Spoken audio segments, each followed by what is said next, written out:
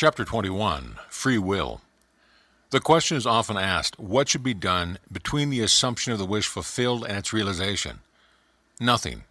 It is a delusion that, other than assuming the feeling of the wish fulfilled, you can do anything to aid the realization of your desire.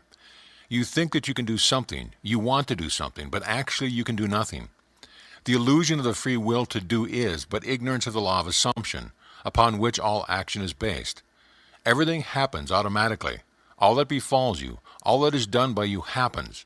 Your assumptions, conscious or unconscious, direct all thought and actions to their fulfillment. To understand the law of assumption, to be convinced of its truth, means getting rid of all the illusions about free will to act. Free will actually means freedom to select any idea you desire. By assuming the idea already to be a fact, it is converted into reality. Beyond that, free will ends, and everything happens in harmony with the concept assumed. I can of mine own self do nothing, because I seek not mine own will, but the will of the Father who hath sent me. In this quotation, the Father obviously refers to God. In an earlier chapter, God is defined as I am. Since creation is finished, the Father is never in a position of saying, I will be. In other words, everything exists, and the infinite I am consciousness can speak only in the present tense. Not my will, but thine be done. I will be is a confession that I am not. The Father will is always I am. Until you realize that you are the Father, there is only one I am, and your infinite self is that I am. Your will is always I will be. In the law of assumption, your consciousness of being is the Father's will. The mere wish without this consciousness is the my will. This great quotation, so little understood, is a perfect statement of the law of assumption. It is impossible to do anything. You must be in order to do. If you had a different concept of yourself, everything would be different. You are what you are, so everything is as it is. The events which you observe are determined by the concept you have of yourself. If you change your concept of yourself, the events ahead of you in time are altered. But thus altered, they form again a deterministic sequence, starting from the moment of this changed concept. You are a being with powers of intervention, which enable you, by a change of consciousness, to alter the course of observed events, in fact, to change your future. Deny the evidence of the senses and assume the feeling of the wish fulfilled.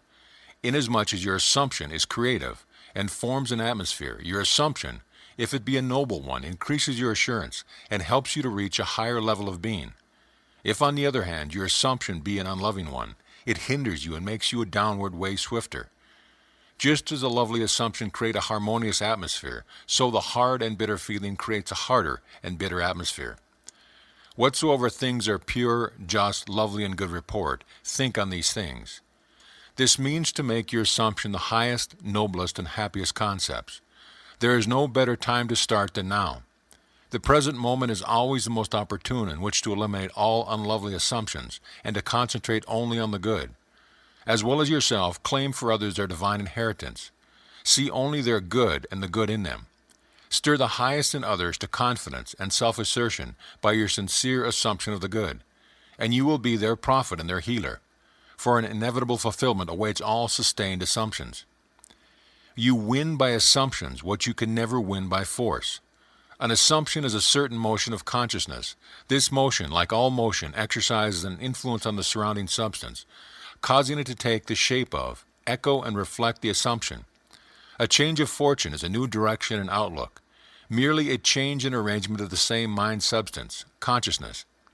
If you would change your life, you must begin at the very source, with your own basic concept of self. Outer change, becoming part of organizations, political bodies, religious bodies, is not enough. The cause goes deeper. The essential change must take place in yourself, in your own concept of self. You must assume that you are what you want to be and continue therein. For the reality of your assumption has its being in complete independence of objective fact, and will clothe itself in flesh if you persist in the feeling of the wish fulfilled. When you know that assumptions, if persisted in, harden into facts, then events which seem to be uninitiated mere accidents will be understood by you to be the logical and inevitable effects of your assumption. The important thing to bear in mind is that you have infinite free will in choosing your assumptions, but no power to determine conditions and events. You can create nothing, but your assumptions determine what portion of creation you will experience. End of chapter.